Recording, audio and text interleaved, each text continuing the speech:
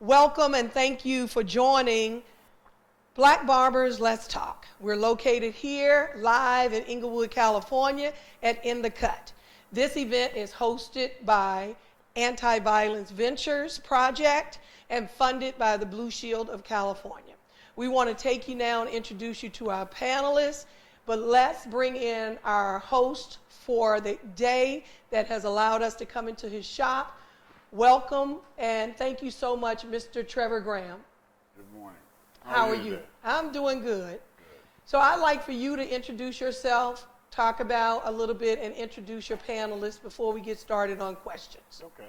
We're here at Inglewood, In the Cut Barber Salon, located at 220 Regent Street. As it stands now, we've been here for over 27 years, and the barbers, 80% of the barbers that have worked here now own their own homes, property, or their own barbershops. We're one of the mottos of the shop is to be well-groomed, humbled, organized business people that uplift, encourage, and inspire the community through the craft and art of barbering. So as it stands now, everything is fairly consistent, but we're working through this whole season of this whole corona situation and things of that nature. But I also want to introduce you now to, we can go around, some of the barbers that we do have on the panel today. My name is Amir Glover, and I've been a barber for over 10 years. And I'm working currently here in the cut. I am Tyranny. I've been here for over 10 years. And I've known Trevor since I was about 11 years old. Wow. Yeah. My name is Mark Ford. I own Mark Edmonds Grooming Studio. I've opened several shops. Like Trevor said, he is a mentor in the community, and I call him a pillar regularly because he is one of the strongest men I've ever met to model not just barbering and the craft, but also what men should stand for in a community and and a family as well. So I'm just grateful to have known him, and I cannot tell you who I'd be without him in my life and how he's mentored me to this day. Wow, that's great. And I've had a chance to work with Trevor too and a lot of you for different events for barbershop programs. But Trevor, I want to bring it to you and start with the first question. And you guys give some feedback on it. And this is really the role of the black barbershop and black barbers. What do you guys feel and think black barbershops and black barbers, how they've played in the community? What is their role? Do you feel that they have a role and that the black barbershop has a role? Okay. Anybody want to start off with that? Their view on it first? I'll start. I was raised in a hair salon / barber shop. So I know for me, it's been a place where I've learned a lot of life lessons. Outside of my mother, the community, I was raised that the community had a part in who you were. And I think I was molded and shaped by each and every person in that shop, including this man here. I've seen her get molded in the shop. Oh, you bringing up stuff that does not need to be brought up. I have had some community punishments and lessons. Communal lessons happen to me right up the street even. And no, I think they've played an important role in who I am because of people like Trevor. There's a woman barber named Sai who I just thought was the most amazing, dopest person on earth. And I wanted to be like her. I love the camaraderie of like the beauty salon, the shop, the laughs. When people needed to pray, we would turn off the radio up the street. Even in here, we stop and have prayer. We celebrate what's going on in somebody's life. We're always there for each other, and I've always appreciated that about just the black shop overall experience, and that's hair and barbering. It's just, it's important for us. I truly believe extended family is the best word I can say. Like, I tell my daughter all the time that I have family that are no longer friends, and I have friends that are now family. And I look at Trevor, I look at Tierney, and I look at my extra cousin over here. My cousin's cousin. My second cousin now, you know, because we're just now getting to know each other, you know. But by the grace of God, we have been here for each other in so many ways that I didn't see coming. You know, we share music, we share family, we share quotes. You know, I would write motivational quotes on my mirror, and different clients or different barbers would come to me and ask or, you know, speak on that, and we would have conversations. And, you know, there are several of Trevor's clients or Tierney's clients that are friends of mine now because of what we've gone through. You know, like he said, loss in the family, new children, you know, motivation, sports, whatever it could be. And it's extended family for real. Good. Amir? Yeah, barbershops, like this is my third barbershop I worked in. Trevor was my teacher at barber school. So, barbershops are like, it plays a huge role in the community because it's like somewhere you get information. It's like the latest news, and you know it kind of for people that don't have relatives to teach them how to be men and women, you can come to the barbershop and kind of get that direction. So yeah, I think it plays a huge part in the community. I know that the barbershop plays a huge role socially across the board. The very history of barbering, we helped with the Underground Railroad. A lot of people don't know. You'd come in, and the aristocrats, the politicians, and police officers used to go to the barbershops early in the morning to get their shaves because it was decreed that they couldn't have facial hair. So after a bit of time, they came in, and you had what's called they were only allowed to shave white. And if a black person went in, they would refuse to go to that particular shop. So what happened was the slaves would be under the wooden floors of the barbershop, and the white police officers and politicians would talk amongst themselves. When they talked amongst themselves, they were giving the information also to the slaves to get the hairy. And they were talking as if the barbers were not there. So now they have the information. They also got their face shaved at 5 o'clock when they got off work the next day. Hence the term 5 o'clock shadow.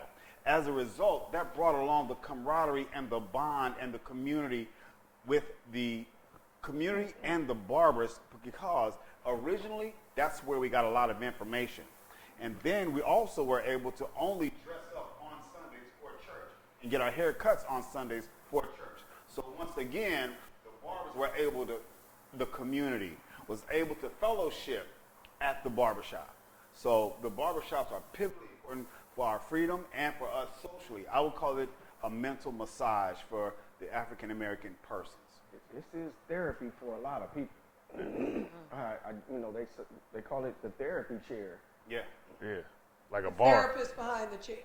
Correct. Wow. I have so many people that call or text me randomly or send me thank you cards because they were going through a divorce and I helped them, work that out, or watching young men have children who weren't equipped mentally or emotionally to provide for that child or didn't know the next step, and had I not watched Trevor, do his thing with his daughters, I wouldn't know and then not be able to then pass it on to someone else.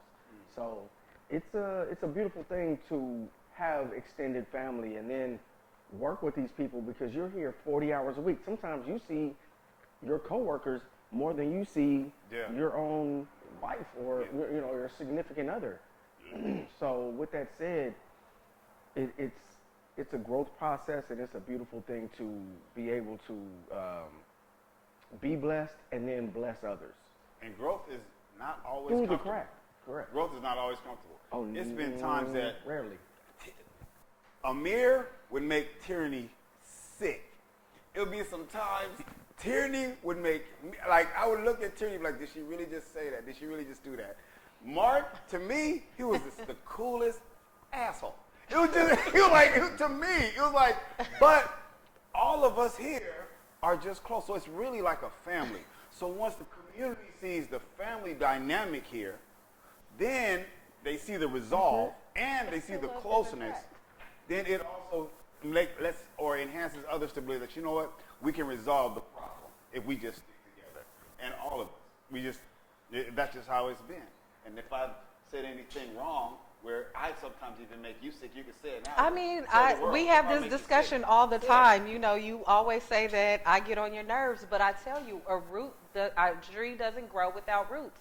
You are one of my roots. You're welcome. So next question. So we know that That's my t-shirt. You're welcome. we know that the barber shop and the salon is important to the community. And how has the current climate with all of the shutdowns, the reopenings, affected you guys, your families? Tell me, what has that done to you as a person, as a barber? What do you think for the community? How has it affected you? Give me some feedback on it. Does anybody want to start that one off? It has affected us tremendously. For people who work not necessarily hand to mouth, but we Hand eat to with mouth. our hands. Yeah. If we don't work, we don't eat. So it's really unfortunate that some of us don't have proper medical, that stuff is expensive already. So we're dealing with family members or other people that are depending on us as well. So us personally, individually, it's affected us like really, really deep. And I think the powers that be know that. And some of it, oh, well, we're just going to shut down again. So you, this. And they're just making up stuff off the top of their head sometimes because a lot of it doesn't make sense. You can go sit down at a restaurant, you can go shop at a mall, but you can't get a service from one of the industries that, and this is what I love about being a barber in the barbering and cosmetology industry, is that when we go to get our test, they don't care whether or not we have any talent at all whatsoever. Right. All they care about is client protection. Did you properly sanitize that? Did you properly put this away? Are these utensils properly, sanitized in between clients? Did you properly drape and protect that next client? So we are one of the most healthy industries there are. And it's really frustrating to know that they don't take that into account based on our current standard, prior and current standards that have already been upgraded. So it's really unnerving to know that, your shop and this place or whatever you're doing can be completely shut down, and now you don't have proper paperwork or something to provide to, and EDD is not providing what we need to survive. I tried it a couple of times when we first got shut down. I was like, you got to be kidding me. You're going to give me how much based on what I've already been earning on my own over these years? It's really disheartening. Trevor, let me bring into question to you owning a shop and having the responsibility, because you have other barbers that work here. I mean, how has that affected you? How has it affected your mood? How you feel about things? What has been the climate? I think the morale for the barbers is challenging, to try to keep them interested and even wanting to be in the shop is challenging. However, because of me being able to work my numbers correctly, I have not maximized or maxed out, so it affords me a cushion. So because I have that cushion, I'm able to sustain, but I am just treading water pretty much. Things can happen in the shop that I may not know of because I'm focused on other things. However, the barbers that are still here do still enjoy being out and having somewhere to belong. The barbershop is a sense of belonging, and that's fine. But at the same token, the the powers that be are telling you that you can't be open.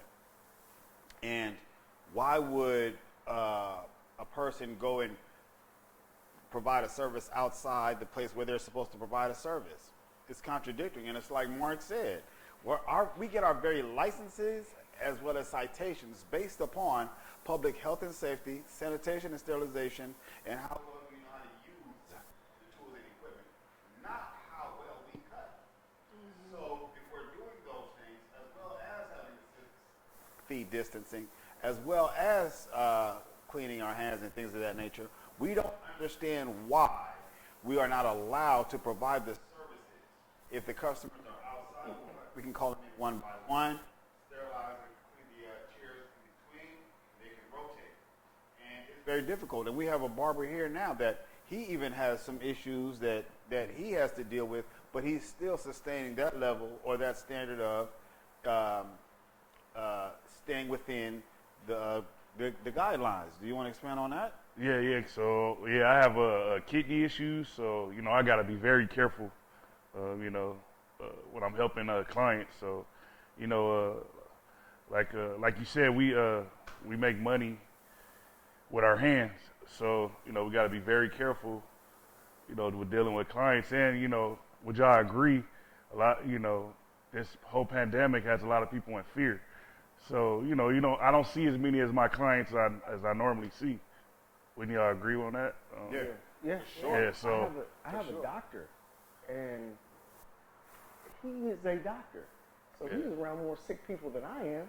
So, I have my thermometer and whatnot, and I'm checking everybody's temperature, and I'm, good, you got symptoms? No, cool, come on in. So his wife won't let him or his son come in to get a cut anymore. I haven't seen him in 6 months. Wow. And these people used to come in every single week. So, and he's not the only one I have like that. So let me ask you how's this then? Within your own customers and clientele base, how is the conversations, the energy level, and the spirit of your customers when they come in? How do they feel amongst your customers? Yeah, most of them are down. Most of them are down and struggling. They're trying to figure things out. And you can hear the fear in a lot of people's voices, because we don't know what direction this is going, And that's just outside of this pandemic. That's just the whole climate. When the elections were going on, that was a whole different thing. Gentrification around this neighborhood. They're afraid to lose the things that they are used to, and we're seeing the climate outside around us changing and the neighborhoods changing, and it's just an overall fear that we are on the verge of extinction in our communities and in our neighborhoods, and it's disheartening. Yeah, and also, I have a daughter in Philadelphia that I can see this year, that I see, a couple times a year. I didn't get a chance to see her, so that's, that's one of my biggest, motivations, and, it affected me huge not be able to see my daughter, so that one hurts. Have any of you guys been able to pivot to do, because I know a lot of times we all do different things, have other things that we do. How do you think as a barber to pivot to make sure something like this happens again? Have any of you pivoted to do other things that you can share to make sure that you can keep your lifestyle or being able to take care of your family? Well, I'll start with that.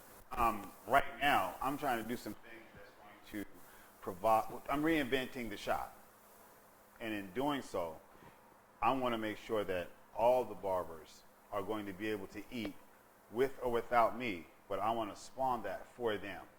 I want them to continue. I'm going to reinvent the shop, but at every instant that I get, I share the wealth with all of my family. This is like my family for real, and I can say that I'm married to the shop, and this is the family. Period.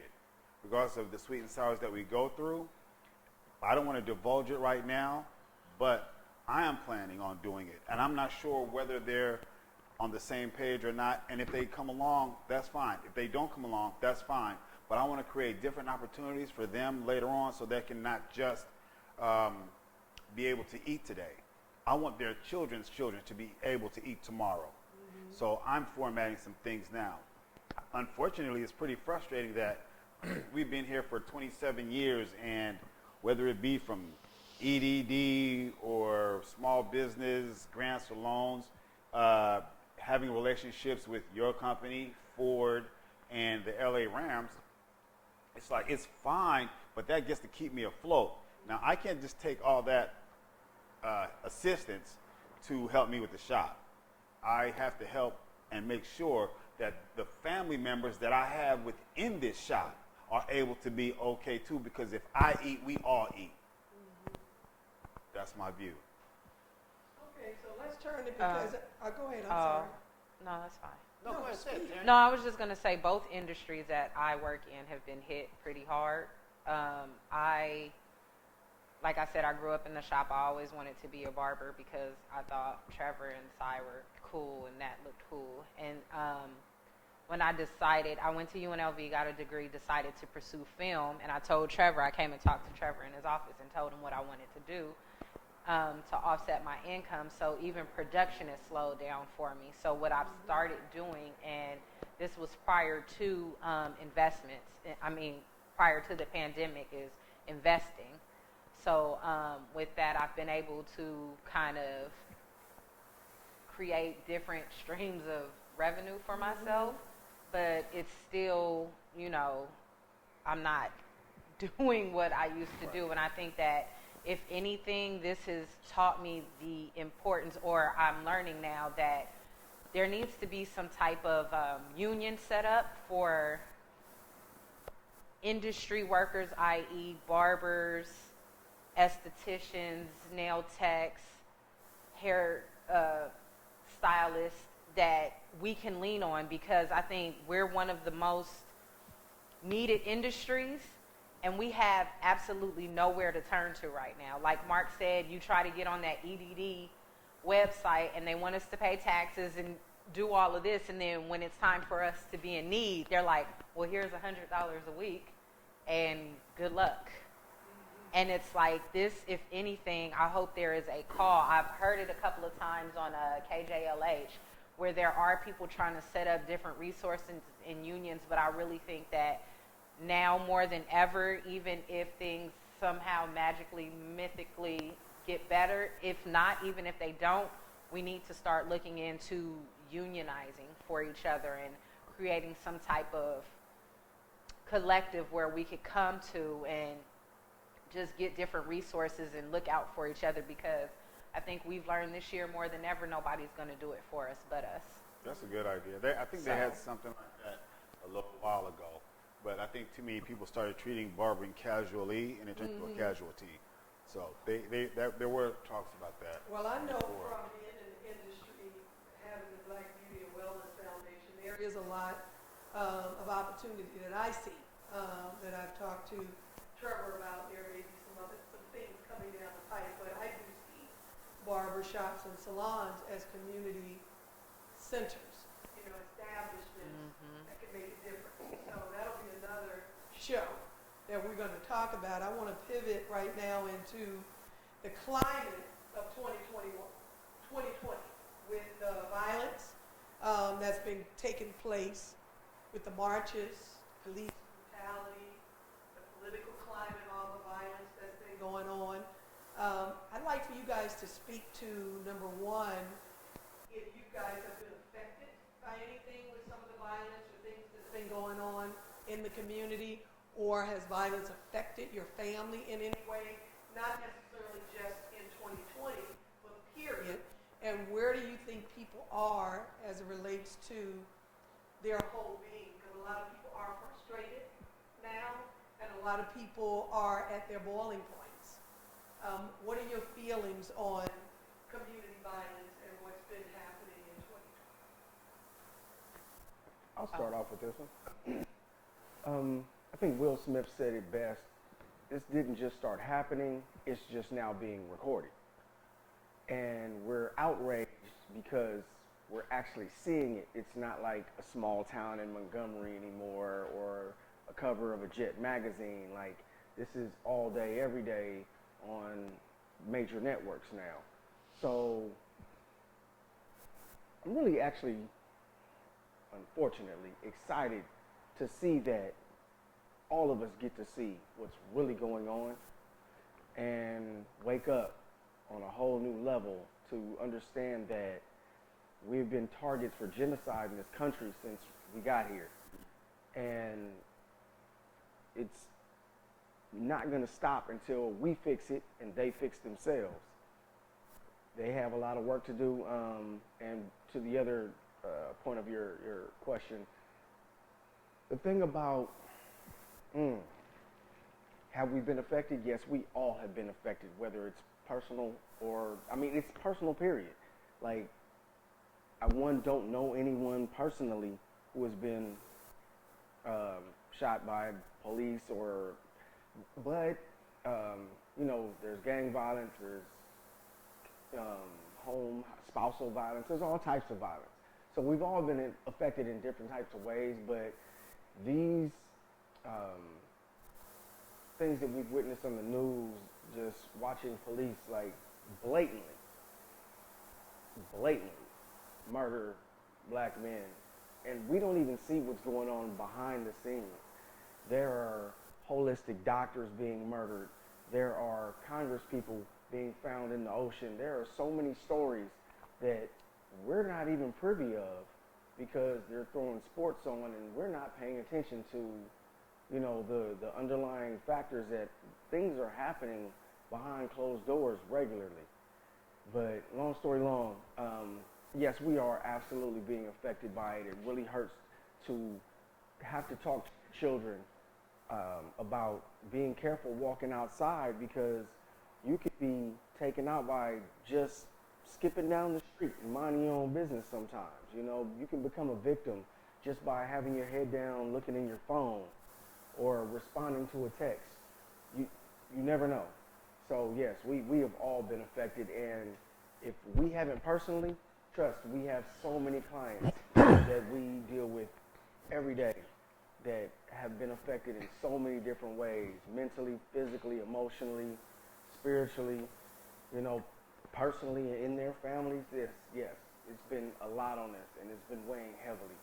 And even if it isn't me personally, this is my coworker or that coworker, and something happened to any one of their clientele, like I said earlier, as a community, it affects us all. But yeah, we all suffer from some type of PTS. You know what I mean? Like, and like you said, violence ain't nothing new. So yeah, all our people are suffering, and I think it's not gonna stop neither. America was created off violence, so it's gonna continue. It's gonna continue, and it's hopefully not for too long. Yeah, right. So. How do you guys feel about community violence, period, in the black community?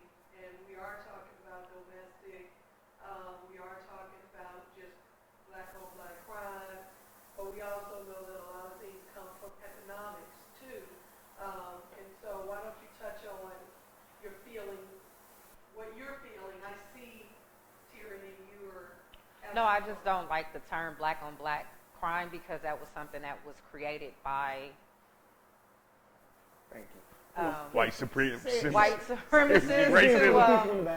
That was a term that was created to tell us that we're the only people that are inflicting this stuff on our own communities, when in fact, if you live in a community with people who look like you, there are more occurrences of violence in that area because you are within a mile radius or so much distance within each other. So naturally there is white on white violence, there is Hispanic on Hispanic violence, Asian on Asian, but we only say black on black to magnify that and make it look like it's this broad. Not we.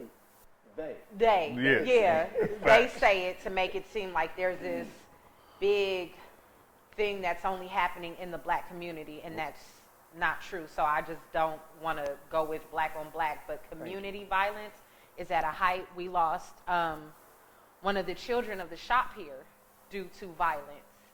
And I think that affected us all. Like, I'm going to get emotional, so I'm going to slow down. But we lost one of the babies of the shop here. And Take a break. Take a break. That I think that's brought us together even more. Woo. It's a difficult Yeah. situation to deal with. But if the rest of America saw us truly as their brothers or sisters, they would probably empathize with us more than just sympathize with us and turn the channel. We also have to own treating each other like my brother and my sister. You ask me, our whole community need to be a barbershop.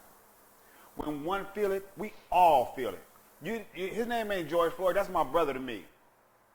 Her name ain't, no, that's my sister. Once we carry on that mentality that I hurt, like that person that you just killed hurt, my family member, we have problems now. And we'll stand up more. The only change now, in my opinion, is they see some of their own being hurt or killed or abused. So now, because it's on so many channels and it's so prevalent, that they too, especially with that older gentleman, unfortunately, the white guy that got hit by that police officer, now you feel it, now you empathize with me, but you missed the whole Rodney King thing, you missed the whole Floyd, you missed the cigarette, you missed all of that? Yeah. Oh, so that one guy, now you feel it? Once we start feeling each other's pain like we do in this barbershop, man. A bully can only be a bully for so long. You're But before the person getting bullied, is going to retaliate. Period. Yeah. And like I said, and I started this conversation off with, we would, amongst ourselves, and if this whole world was like that, it's like, dude, you ticked me off, let's grab a drink. You know, Amir, be quiet. Amir, give me your phone. Just right before we even got, it's like, turn around, but we still cool with each other afterwards. Why can't we continue to do that? But once, what has been done to our community, first off, it's an evil genius. Whether it be stemming from the forced consumerization, the implementation of welfare system that does not necessarily benefit us, but we're just merely a conduit of funds to be funneled through. Once we start understanding that the FHA has implemented, they were the one that implemented the redlining. Once we start realizing the true history, we got your history, but the true history, the journey that we have been on, and this roller coaster that we have been on, we will then realize that this has been an evil genius targeted towards people that look like me. And once we start understanding that, and we start sharing that in the barbershop, because we do to some extent now, we may have different views, but when we learn from each other, feel what the other one feels, sees things from a different perspective, have conversations just like the one here today. My sister, or daughter, or whatever you want to call her for right now, she's going through, I felt her. Mark felt her. Amir felt her pain. I, as I guess the pseudo dad or uncle or whatever you want to call me every once in a while, Annoying big brother. Right. I automatically picked it up. I picked up that ball and ran with it for her. Amir did the same for her. Mark was supporting her. And if you took a look at that and if you noticed that, we all felt that. We all feel that. So what has been done to us is an evil genius, and now being home with this whole COVID thing, what we watch on TV, the music that we listen to, it is giving us different information. So if you have contradicting information and you're confused, fear can control the masses. It does. It absolutely does. And I think now what I'm starting to see, or what I've learned during COVID, is the need for the need for community. Around this neighborhood alone, I've seen more community and communal shelves pop up, and refrigerators and stuff that people have set up where if you donate something, you take something, you need it. Those have been popping up all over the neighborhood. That's great. I'm going to talk to Trevor about starting something like that in here, where people can come in and get the basics. We'll collect, and then if you need it, you don't have to say anything. You don't have to tell us what you want. We'll put it up while we're operating right outside. You come and you get it and you leave, like no questions asked. I think that's important for us to look out for each other, because at the beginning, to bring it kind of full circle, you know, when I was coming up in the shop, this really was a place for people. If you had a need, there would be a hat that went around. So-and-so needs help with something. So people would take up a collection in the shops, in the barber shop for that person.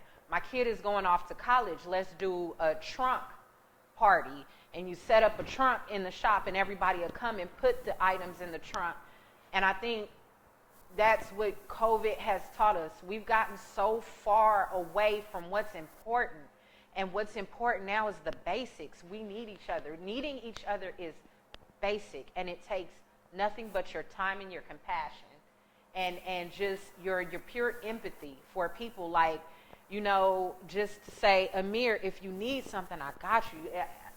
Even if you don't, like, here, like, I've had so many people check on me that was just amazing to me. Like, I have friends in Baltimore to call and say, hey, fool, you got groceries?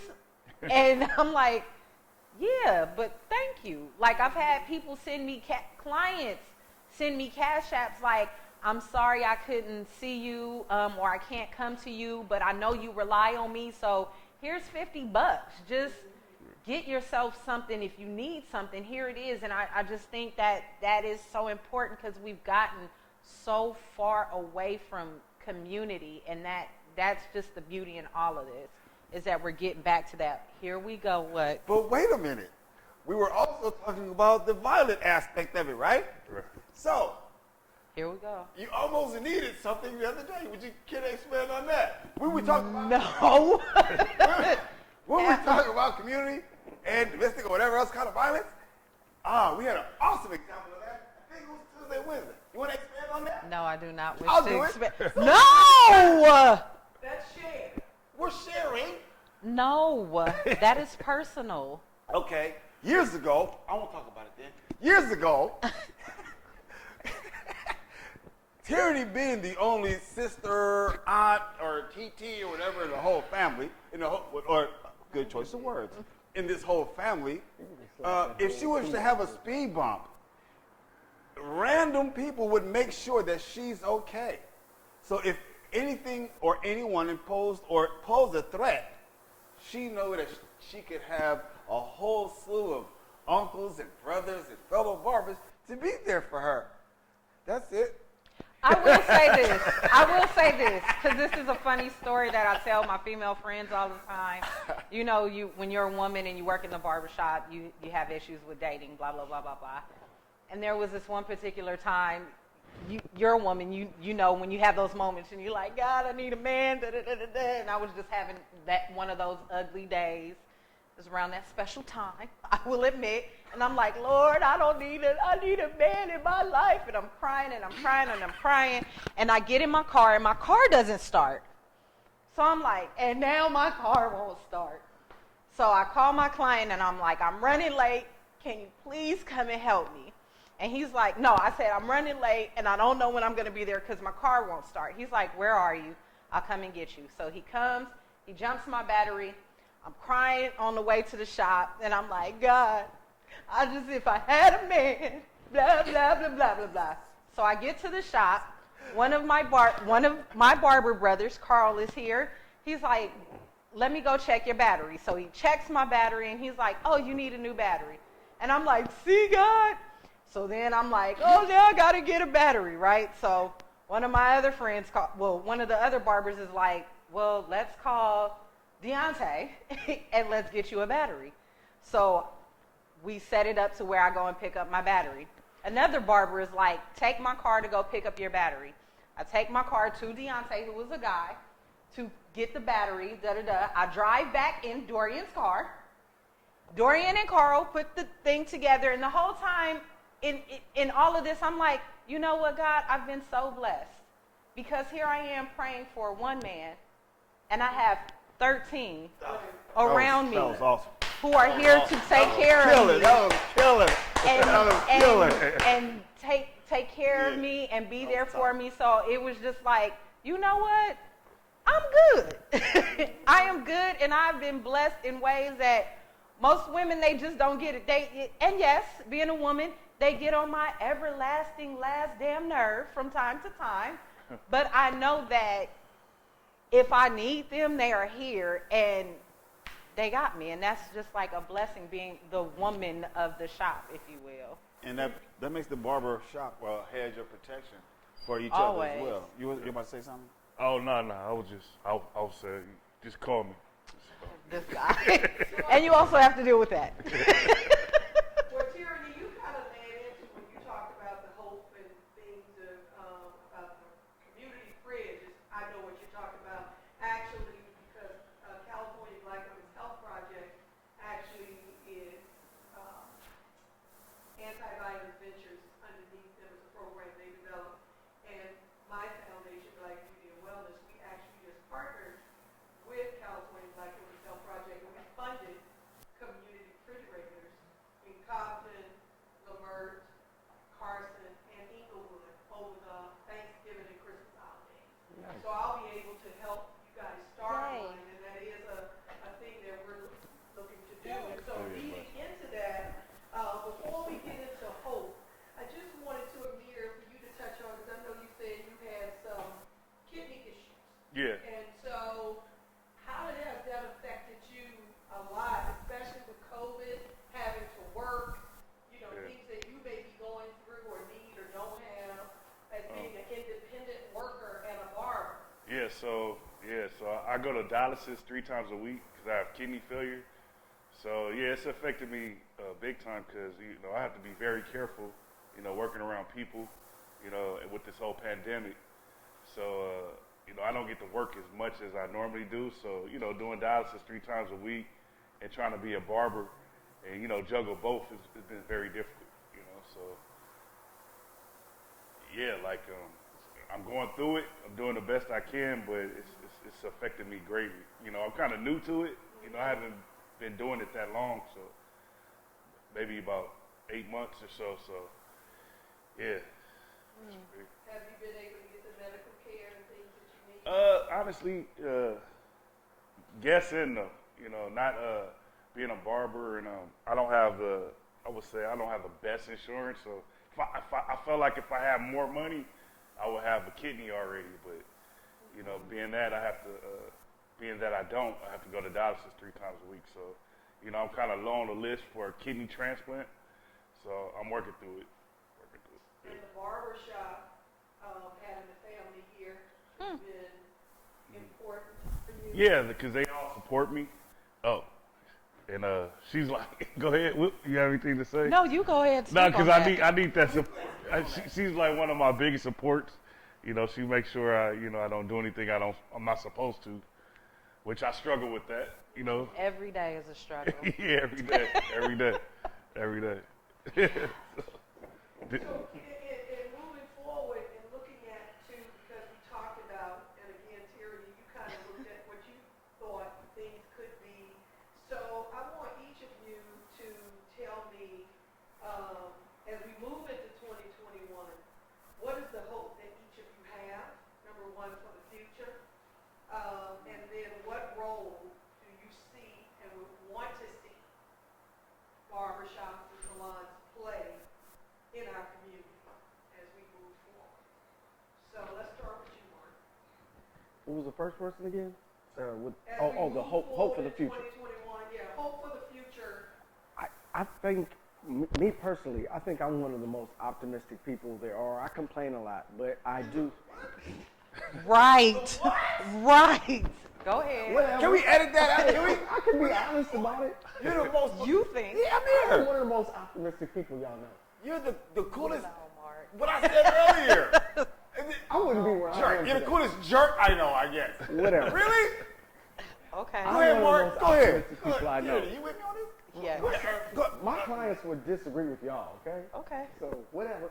That's fine. I truly believe in The children are our future. Be serious. All right. I'm serious. No, I believe there's hope. I'm excited to see what comes of this. You know, I'm watching because some of my clients, they're doing some amazing things with their children. I am watching, you know, you get to watch the bad news. So you hear these negative stories, but that's few and far in between because I'm watching so many amazing young people change the world. Like, I know so many young men that I'm like, and women that I'm like, in all of these children. Like, even when I talk to my daughter or Trevor's daughters or whoever it may be, and I'm like, how old are you? Like, you can't tell me you're only 20 years old and you have this company already. You can't tell me you're only 13 and you have this level of communication skills or verbal, you know, just mindsets, you know, that they're so positive and their grades are unmatched. I'm like, I wish I would have had those grades at that age, you know, or that mindset towards life at that age. So I'm looking at the future and I am so optimistic about what's going to happen and what these young children will be able to provide, not just for themselves, but for their community as well as their ancestors. So I'm looking forward to it. I believe it's going to change the world, to be honest with you. It's going to take a minute, but it'll change the world. Piggybacking on Mark, I do see some people like, we did a Zoom with my friends on Christmas morning because a lot of us couldn't be with our families for the first time in years. And instead of being sad about that, we took some time in the morning to like celebrate the successes that were happening. Like, I've had friends buy homes in the pandemic. I've had so many of my friends start companies during the pandemic and like do really amazing things. Some friends and I, we got together and we have a whole app in the App Store right now, and we were doing like Zoom game nights during the pandemic. You want to plug the game?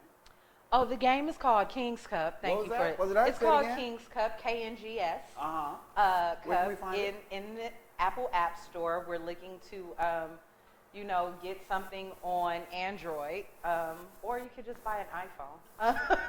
But we've done that. We're doing another virtual kind of game that we're starting, and that was all during the pandemic.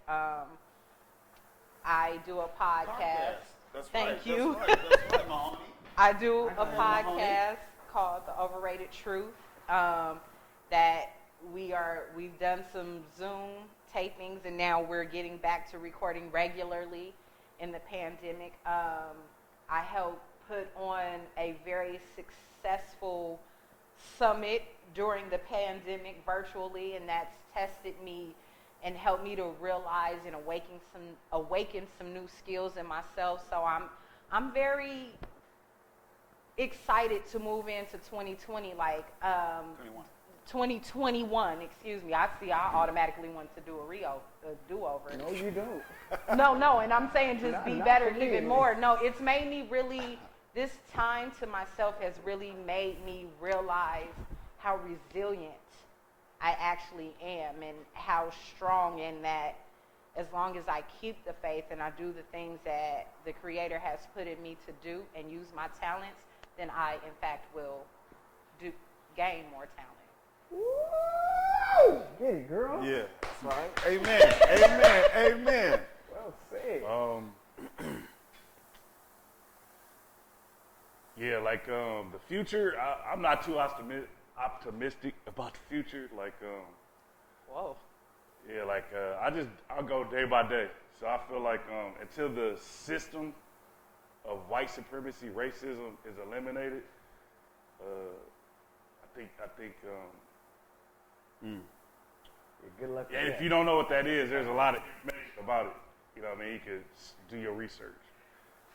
Until that's eliminated, you know, like I said, I'm just day by day, but I hope it, you know, with the word hope or with the future, I hope, you know, like we can come together, you know, and I do see people, you know, joining together and coming together. So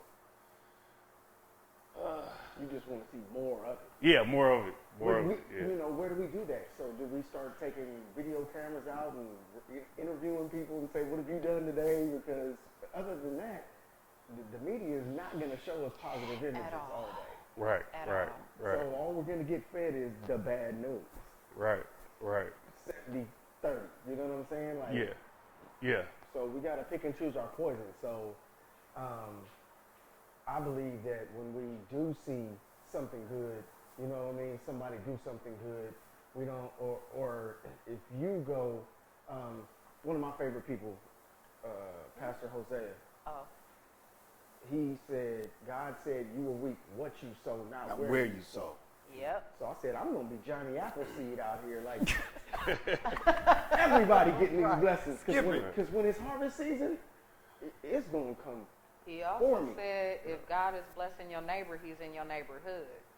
So, I mean, you got to celebrate the people around you who are getting blessings, because that means you up next. Right. You on deck. You on deck, yeah. You on deck. Batter So up. if we're waiting for the world around us to be better, you got to change your mind to change a situation. I agree with that. If you're looking towards the outer to be better before you get better, you're always going to be. Yeah. Right. Yeah. I think I told you that before, Amir. Yes. Yes. You have. Good to see you putting it in action. I kind of go in between, or I have different perspectives on it. On a general perspective, I see it as God has really taken this world and say He's about to update it. You know, when you have your cell phone and you're like, dang, I just started using it for more than what it is and what it's worth and all the apps. I got familiar with this app and I downloaded this. But when your phone says it has a scheduled update, you can't hold back. It's just going to do it. It's thing. And I think God is saying, okay, I'm about to shut it down on my scheduled update. And when I bring it back, there will be some apps that look the same, but they may function different. You better come on with an analogy. So if that's what's happening, let me try to go ahead, become or have a better relationship or enhance my relationship with God through His Word. So when He turned them lights back on and plugged me back into that charger, I'm going to know better how to govern myself accordingly so that I can help others. Well said.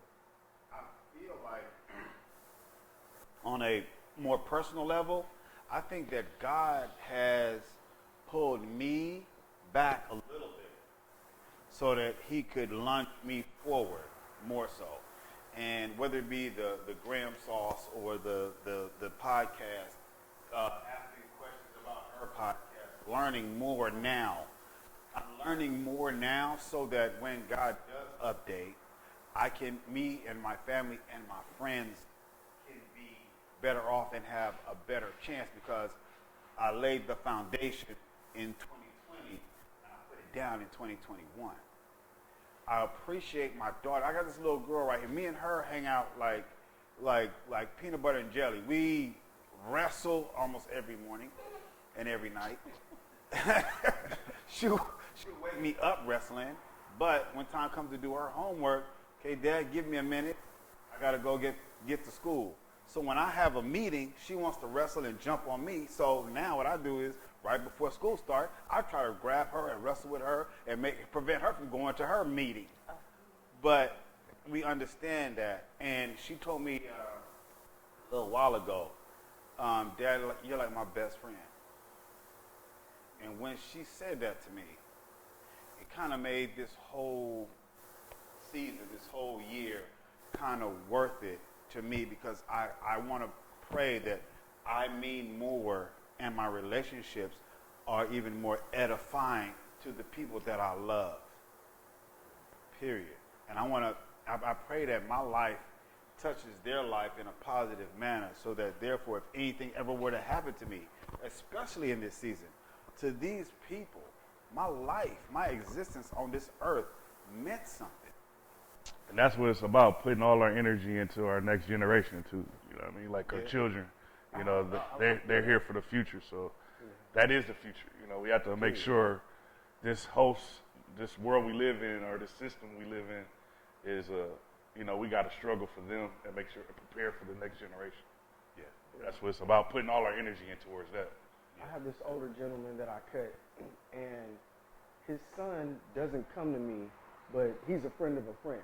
Long story long, the dad, you know, got recommended to me, and every time he comes in, he gives me so much wisdom and information, and it blows me away. And one day I had to ask him, like, why do you tell me all this stuff? Like, I was kind of thrown off, you know what I'm saying? Like, every time he comes in, he gives me, like, it's priceless wisdom. And I can tell it's all of these years of him being this intelligent and all the things that he's learned in his lifetime.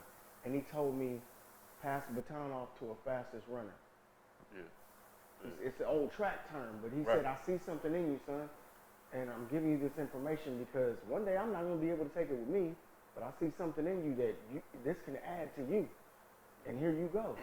And I was like, sir, that's bigger than the tip, man. I don't even want to charge you for this haircut right now. Right. Like, because Bigger than it's generational worth, you know what I mean? It's priceless information Right. that's made me a better person, a better parent, you know what I mean? A better therapist. I love it. It's like he added to your personal equity. Absolutely. Man, I'm like, Tyranny adds to mine every once in a while. No, she really does. she takes away from mine sometimes. She would try to Hey, take away. no, God. Tyranny Get does on that my to you, greatness. man. It's like she'll say or do something so stupid while I'm in the middle of a serious moment. Say silly, don't say stupid, Silly. because then Sorry, they'll think I'm in here being an okay. airhead. Like, Okay, no.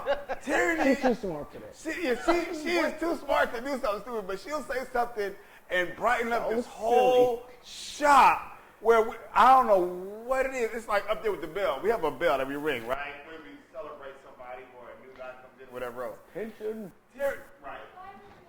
Oh, what? Or when we leave. Oh, that was a hint. Or when we leave. Because,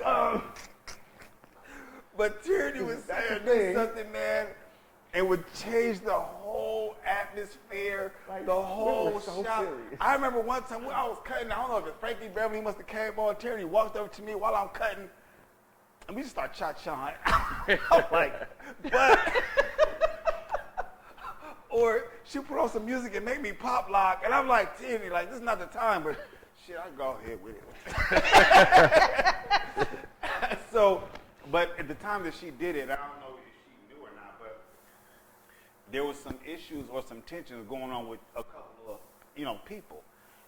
And by her doing stuff like that, her causing laughter made everything calmer.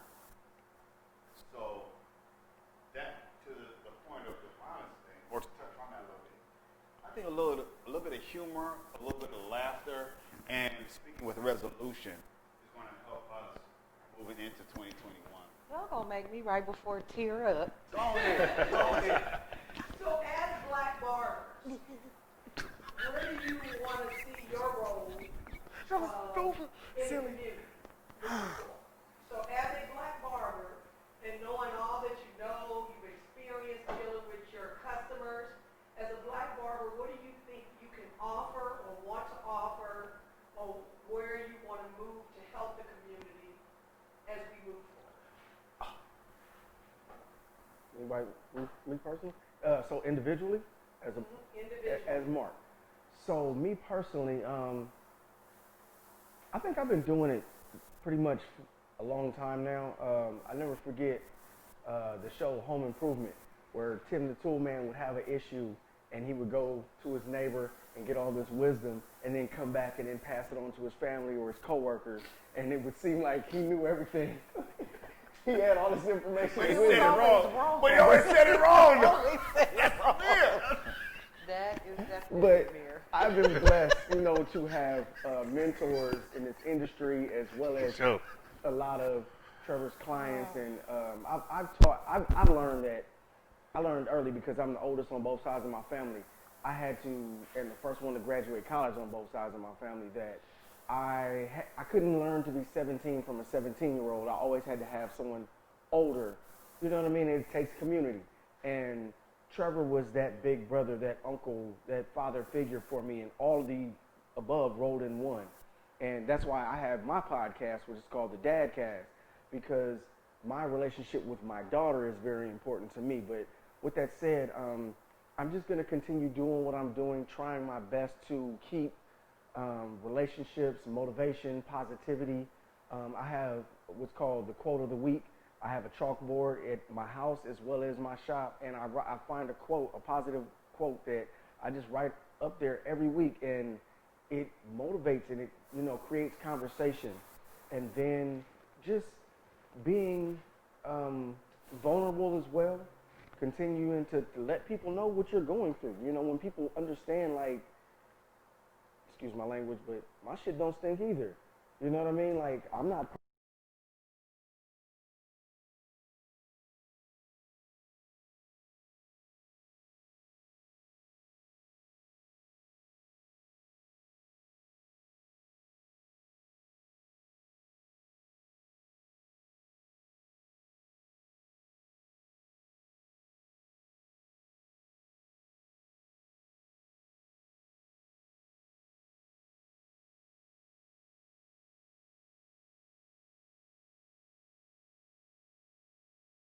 perfect.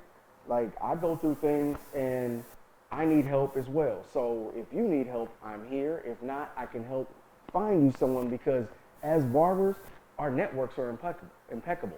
We have plumbers, lawyers, doctors. We have security guards. We have dentists. We have, whatever it is you need, we have someone in our phone or our mental Rolodex that can help, and we can just pass that on. So I just hope people continue to just be vulnerable and speak truth and life into each other. Yeah, that was good. That was solid. Oh, yes. I mean, me personally, like we spoke about earlier with my health issues, I'm just better. I'm just trying to better my health, because I just recently found out that I have a few clients that are also on dialysis. So, with that being said, I'm just going to constantly, better my health, and and reach out to other people going through the same health issues, though, that you can reverse it. You can change, and do better. And I'm just gonna start with health. You know what I mean? And just Helping your clients through health and educating them. Exactly, because I'm still learning. So, I let my clients know, and people that I come around, like you said, it's a lot of information out there. We're still learning, and we could, fight through it. So That's good. Good luck with that. Yeah. Let me know if you need help with anything. Oh, appreciate you. I got a couple friends that's doctors, so. Okay, thank you. Yeah, Thank you. Appreciate I'll that. shout 'em out. Yeah. Yeah, I was going to say one thing that this shop has done that we haven't touched on is during the pandemic, a lot of us have been getting out and getting more active. And since Amir and there's a couple, another barber that has some health issues, we've been trying to get more active as a shop. So they did a bike ride this Sunday. They go every 2 weeks. Right. To go bike riding as a shop with the clients. They do the run with one of the clients in here. He does a run club every Thursday. We go running as a shop or walking because some of us have health issues where we can't necessarily run, but we still get out there and we try to get active. Quite a few people. And it's like quite a few. It's quite over a like few of 100. us. And on the bike thing, no, the bike thing is at least 20, but the run on the Thursdays is about 100 or more. Okay. Yeah. Around that. It Around fluctuates. that. It fluctuates. It fluctuates, but Depending on the weather. depending on the weather and the situation and stuff. But we've, as a shop, decided to be a part of that and go and do that for each other. And I just also, for my younger male clients, I notice, like Mark said, a therapist. I have a lot of them come to me and ask me questions as the woman about, I'm going through this thing, or I'm going on my first date, or what would you do in this situation, or how you, so I try to like give them that advice and mentor them in that way. And even I see young girls come in here and ask me questions like I had for Cy about being a woman in the shop and how's that work and different things. And like every year before the pandemic, I've seen Trevor probably teach just about every young man that comes in here how to tie a tie. He even taught me how to tie a tie and a bow tie, and just imparting that wisdom and all of that, and just being myself and continuing to get better and grow and do things from behind my chair and outside of the shop as well. It's just more growth, more learning, more family. I guess I'm stuck with them, so might as well. Right? There's no guessing. Yeah. See? You are stuck with us. I couldn't leave them if I tried. Period. You Period. were stuck with us. Period. And Trevor, as a shop owner for 27 years and knowing the importance of barbershops, where would you like to see barbershops be, or be more active in the community, or what would you see the future roles, especially with everything that has happened and moving forward? Okay. It's probably not even on a financial level, but I've been doing this since day one. So the way I am now is the person and the type of shop and the type of people that work here is that's what I wanted. So this is what I wanted to look like. Probably a little bit more decorative, but this is exactly what I wanted it to look like. I pray that, and I know they hear it all the time, but I'll call it be a well-groomed, humble, organized business person. Be equipped spiritually, mentally, physically, financially, and emotionally. And I pray that my life touches other people's lives, and workers in here touch other people's lives, so that if anything were to happen to any of us, then our lives meant something to other people, meant something to the community. So this is what I wanted. We have, and it may seem, we have some people that we have some success stories in here. The one most recent success story was Anthony, the cleanup guy. Anthony has been working here for a while, a few years, and he helps clean up older guy. And next thing you know, man, he got a job right across the street. Hard hat, vest, jeans, boots. I'm like, you know what? Amen. Look at God. So for me, I want people, better yet, I want God to shine through this shop onto the community. And when people see the impact that we have on this community, then God gets all the glory. So if God can keep getting it through us, he's going to get it to us. Period. Well, this has been a great conversation, and as we say, the conversation continues. And thank you so much for hosting this event, and we look forward to having more conversations. Love it. Thank you for having us. Love it. Thank you. Thank you. Thank you for the concept. Thank you for everything. We appreciate Come you. in and close it out with your dad and make a statement. Ladies and gentlemen, this is one of the other co-owners of the shop, Leilani Graham. You want to say thank you for watching and You nervous? we're going to be going home in a minute. Thank you. Ashe. Ashe. Thank you. And that was good. That was cool.